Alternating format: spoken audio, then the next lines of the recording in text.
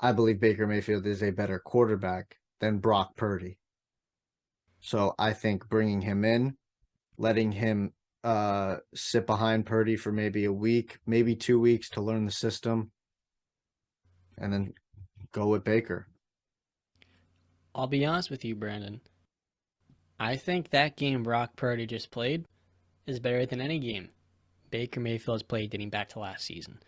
So, talking about the first segment of the show, the 49ers somewhat blew out the Dolphins on Sunday afternoon. What was supposed to be the best game of the week turned out to be a very upsetting display for Jimmy Garoppolo, who had, similar to Trey Lance in week 2, a gruesome ankle/foot injury that'll end his 2022 season. It's heartbreaking for Jimmy, a warrior, a great teammate, a great leader, and honestly, Brandon, a winning quarterback, one that has put the 49ers in a position to win in what has been the last 3-4 years at the highest levels. So now Mr. Irrelevant comes in, a product out of Iowa State, a 4-year starter, and against the Dolphins. Look, fellas, for the former Mr. Irrelevant, Brock Purdy looked pretty good, and he made history on Sunday, becoming the first quarterback to throw a touchdown pass as Mr. Irrelevant. And maybe I'm sniffing the funny stuff here, because the 49ers' next 5 games are against Tom Brady and the Buccaneers, Seattle Seahawks, the Washington Commanders, the Las Vegas Raiders, and the Arizona Cardinals.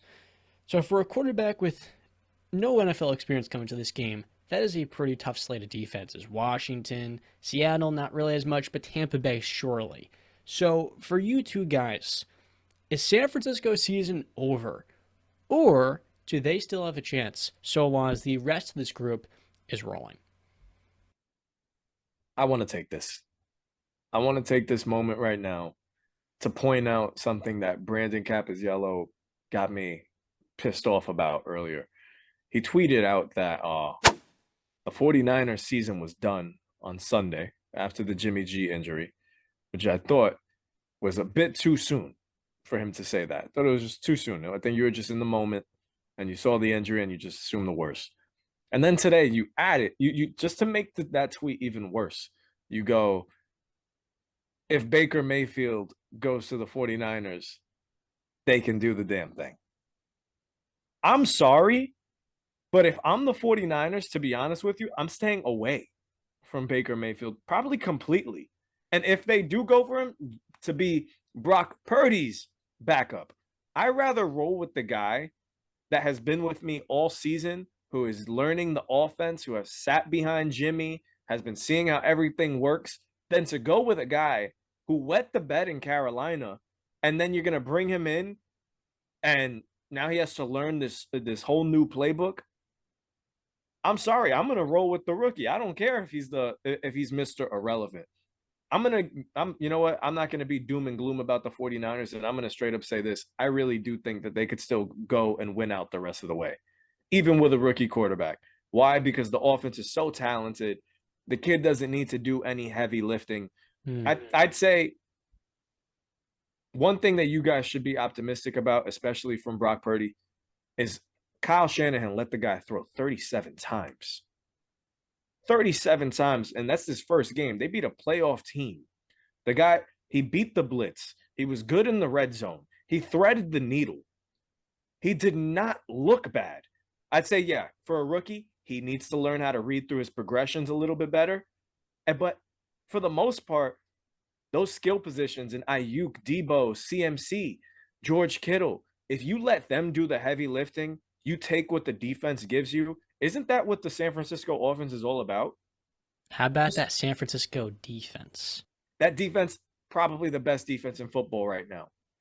They're rolling, absolutely rolling. So he's in the perfect position to succeed. And while you name those teams, Tampa Bay, we're watching the game right now, still struggling. That's going to be a defense that Tom Brady and that offense is going to struggle with. You said the Commanders, they're not lighting the world on fire. Okay, they're not scoring at will. Taylor Heineke's not going to throw 300 yards a game. You're not going to be in a shootout. You're good.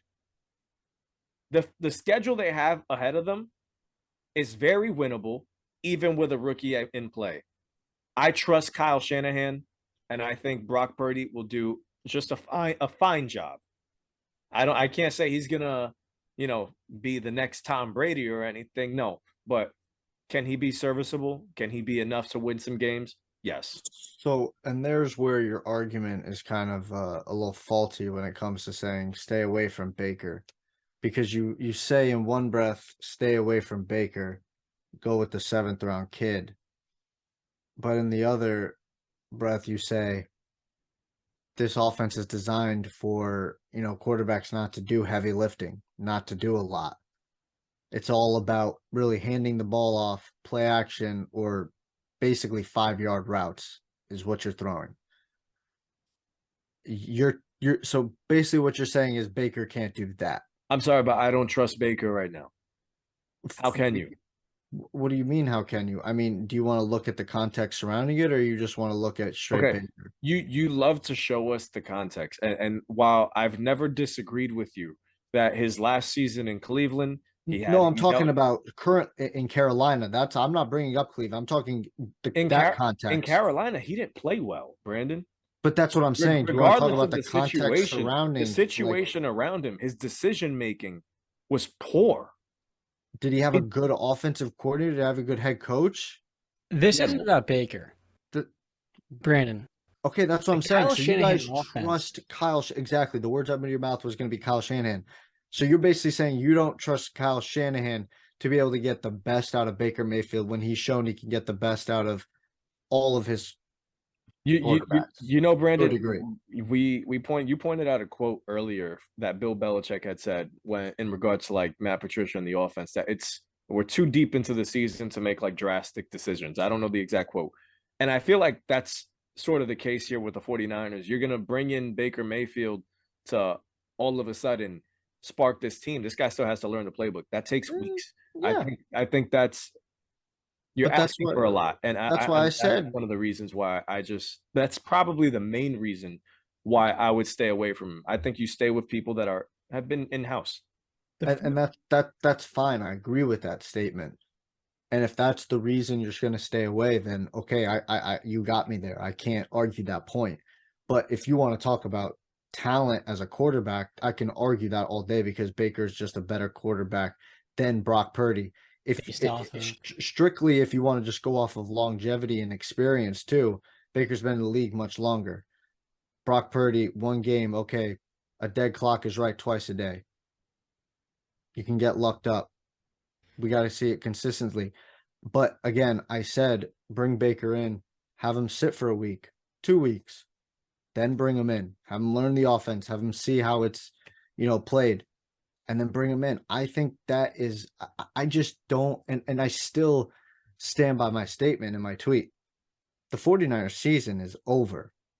no. Regardless if they make the playoffs or not, it's over because you don't have a quarterback. And if you guys are really going to sit here and tell me you're going to put your faith in, because now it's not just Kyle Shanahan, now it's Brock Purdy.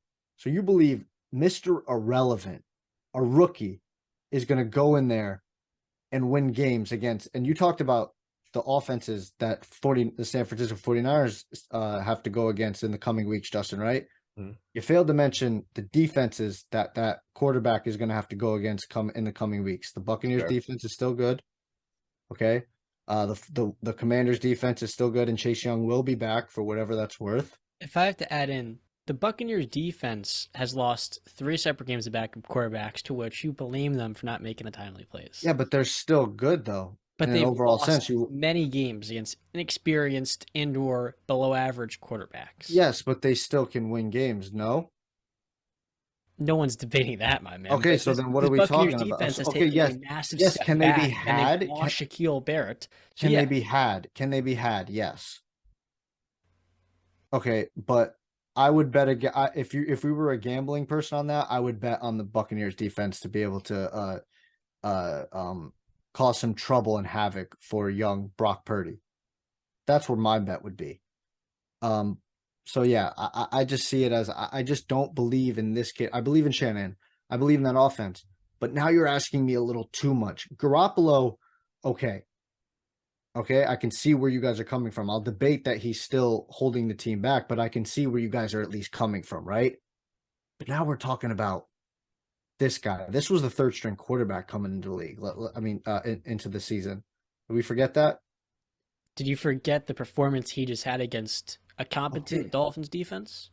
Th Brandon, that I defense watched played that like rookie garbage quarterback yesterday, play. John. Well, they have playmakers all over. Christian And so did the Wilkins, Bucks, but you were just Paul talking crap about them. But Howard. again, go ahead. Well, the Buccaneers defense is also severely banged up, as you would know. No Antoine Winfield, like I talked about before, Shaquille Barrett, and maybe most Yes. importantly, the Buccaneers lack that X factor that won them a Super Bowl. Now, going over to the 49ers front, Justin, I feel like you hit almost the nail on the head. The Dolphins sent heat against a young, inexperienced signal caller.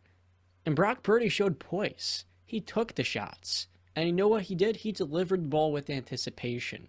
And while Jimmy Garoppolo this year has missed reads in the red zone, he made the simple play, both the Kyle Juszczyk and the Christian McCaffrey. When you look at this 49ers offense, it is complicated. It takes time for a quarterback to fully get into it. And given we're in week 14 of the NFL season, we're actually a week into December. If your sights are set on a Super Bowl, what kind of message does it send to your locker room? A group of veterans when a rookie quarterback just put on a heroic display, stepping in his first NFL game. And keep in mind, he made a mistake. On fourth down, he delivers the ball to Brandon Ayuk.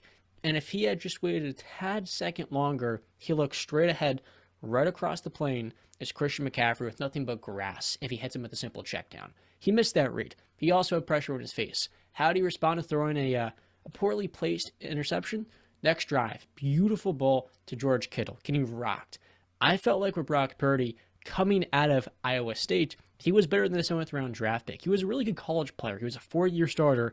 And now in the NFL, we're seeing him step in and make big time plays. And for this Niners offense, they're not going to open up the full 90 yards to him like any rookie quarterback. But when you look at the talent and you stack it up to the past quarterbacks in San Francisco, look, without Jimmy Garoppolo, the 49ers are 9-29 under Kyle Shanahan. Nick Mullins, CJ Beathard, Trey Lance, Brian Hoyer, your guy's boy, 0-6 back in the 2018 season. But there's a difference between this 49ers team and the 2019 49ers, and it's the weapons. Christian McCaffrey, Brandon, was your comeback player of the year pick coming to the season. One of the most versatile do-it-all backs in the sport. George Kittle is a top-of-the-line tight end. Deebo Samuel is arguably the best player out to the catch in football. He had one play on an end around where 4 Dolphins defenders swarm him, and the guy is able to sneak underneath the kitchen table, and he turns what would have been a 12-yard loss into a 4-yard loss after breaking 4 tackles 10 yards back in the backfields. And then he adds to that Brandon Ayuk developing. Kyle Juszczyk, the most underappreciated fullback in football because no one cares about the fullback. And of course, the best defense in the NFL. This Niners front with DeMeco Ryans, creating numbers advantages, and Nick Bosa, my defensive player of the year, can beat anybody.